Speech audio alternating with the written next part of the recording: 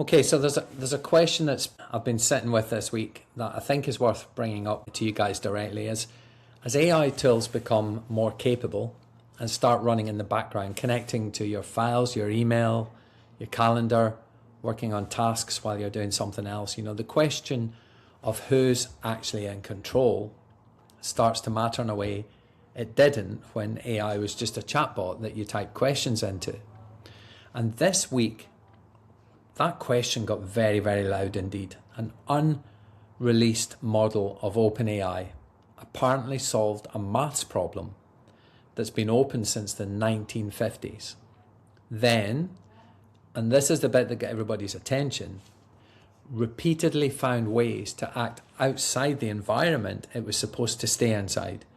OpenAI hit the pause button and internally they tried to figure out what had happened.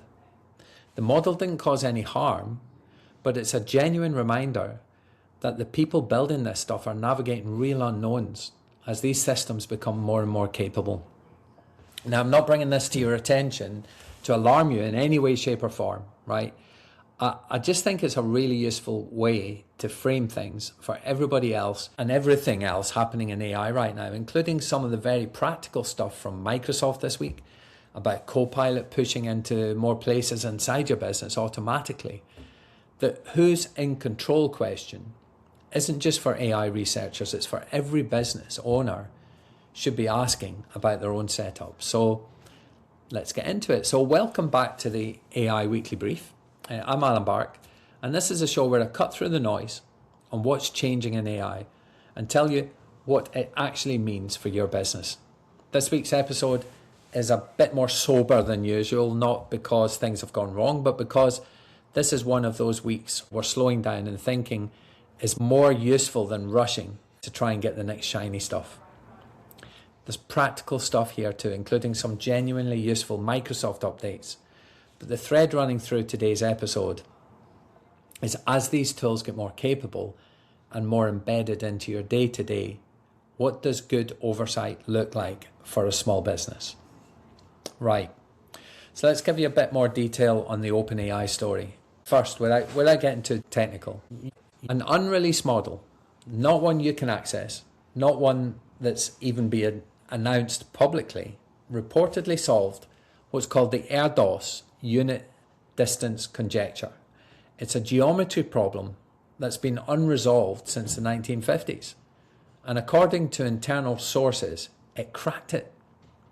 That alone would be significant. But what made it a bigger story is that the model then repeatedly found ways to act outside the testing environment it was supposed to be contained within. Not maliciously, not in a way that caused harm, but in a way that no one had anticipated and no one had built guardrails for. OpenAI paused internal access to it, which was the right call. Now, why does this matter to you as a small business rather than an AI researcher? Because it sits right next to another story this week. Microsoft quietly auto-installing its Copilot app onto Windows PCs for commercial Microsoft 365 customers. Not asking, not prompting. It just appeared. That rollout excludes the UK and the EEA for now, but the direction of travel is clear. Microsoft sees Copilot as a default part of your software environment, not an add-on. You choose. Put these two things together, AI systems getting more capable in ways that surprise even the people that are building them, and AI tools pushing into your systems automatically rather than waiting to be invited. The practical question for any business owner isn't, is AI dangerous? It's much simpler than that. What is your AI actually allowed to do inside your business? Where does it have access? Who reviews what it produces before it goes anywhere? And have you actually decided that? Or is it just however things ended up? Right, so let's go on to the practical stuff because Microsoft had a proper week of updates. First of all, Copilot in Microsoft 365 has a new interface rolling out this month. They've a redesigned layout, and the new bit worth knowing about is a tasks tab. Rather than just having conversations with Copilot, you can now see At a glance, what tasks are currently in progress, what it's working on, what's been completed, and what needs your attention. That's a small but meaningful shift. It starts to feel less like a chatbot and more like something you're actually managing and overseeing, which, given everything I just said, is a really good direction of travel. Secondly, Copilot in SharePoint is now switched on by default for anyone using 365 Copilot license. And it's got a genuine useful new capability. You can ask it to create a Word document, an Excel workbook, or a PowerPoint presentation directly from content that already exists in your SharePoint. Your existing files, your documents, your internal knowledge bank. No blank page, no copying, pasting across apps. If your business stores anything useful in SharePoints, policies, procedures, product information, client briefs, then this is worth a look, genuinely worth a look.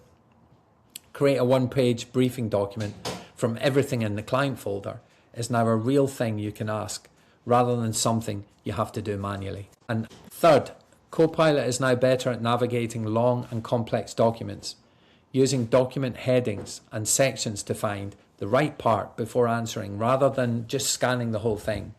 More precise answers, clearer citations, so you can check where the answer came from. If you use Copilot to search through contracts, proposals, or lengthy reports, this update really matters. One note on Microsoft pricing. There was a global price update on the 1st of July across the Microsoft 365 subscriptions. If you're coming up for a renewal, it's worth checking that you're now paying what you expected. The changes vary by plan and by region. So now on to OpenAI, ChatGPT work. It's getting more connected. So setting aside the sandbox story, OpenAI also made some practical updates to ChatGPT this week. The desktop app has been significantly tidied up. Chat and work are now clearly separated. Chat for quick questions, work for longer tasks that need to run through multiple steps to produce a finished output. Your projects now appear properly in the desktop app, and the work conversations sync across the web, mobile, and desktop. So if you start something on your laptop, you can genuinely check on it from your phone rather than needing to go back onto the same device. They've also increased the customer instructions limit from paid plans from 1,500 characters to 5,000. That sounds minor, but custom instructions are one of the most underused features in ChatGPT. They let you tell it once, permanently, things like how your business works, what tone you want, what to always or never do, so that you don't have to re-explain context every time you open a new conversation. If you haven't set these up, this week is a good prompt to do that. So, quite a week from Anthropic in terms of new launches. Claude Sonnet 5 continues rolling out as a default. Co-work on mobile is gradually expanding to more plans beyond the initial max rollout. The enterprise side of Anthropic got some admin improvements, better analytics, model level controls, spend alerts, which is relevant if you're running Claude as a team or company level rather than just individually. Nothing flashy, but that's fine. Reliability and gradual improvements is what most businesses actually need from their AI tools. If you've been using Claude Sonnet 5 since its launch and finding it more capable on multi-step tasks, that experience should continue to improve quietly week on week. It's again a lighter week for both Google and Perplexity. Google's big July story has mostly been the ongoing rollout of Gemini and Sheets, which we covered last week.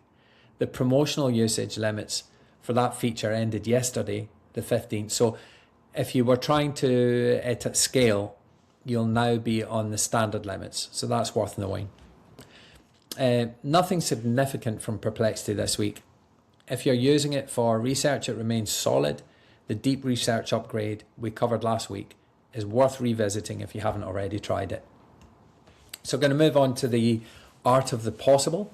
So the three things this week, and the first two are more about protecting what you've already got than chasing something new. So number one, spend 15 minutes this week mapping what your AI tools actually have access to. If you use ChatGPT work or Claude co-work, which folders, which email accounts or calendars are connected? If you use Microsoft Copilot, what files can it see? Most people set this up once at the start and never revisit it. Given everything going on in the industry around oversight and capability, this is genuinely worth 15 minutes of your time. You want to be in the position where you choose what your AI has access to, rather than discovering later that it was already in everything by default. Number 2, if you use ChatGPT and haven't set custom instructions, do it this week. Go to your settings, find the custom instructions, and spend 10 minutes writing down how your business works, what kind of output you want, and anything you always want it to know.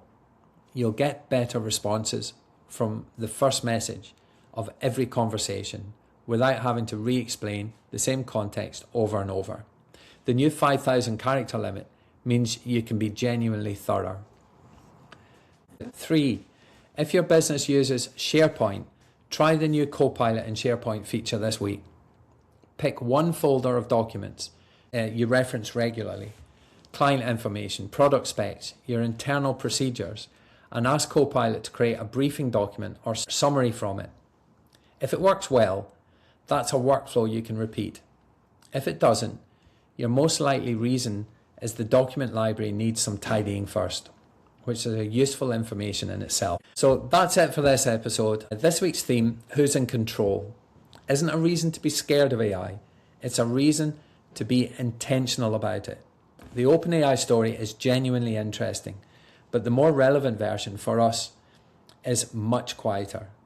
As these tools push into more of our systems automatically, the businesses that benefit most will be the ones that made deliberate decisions about access, about oversight and review, rather than just letting things land where they've ended up. If any of this has sparked a question about your own setup, what your AI tools can see, what they should be doing, how to actually get value from them, drop me a message. I offer a free 30-minute call most weeks, and this kind of conversation is exactly what they're for. Thanks for listening, and I'll see you all next Wednesday. Have a great week.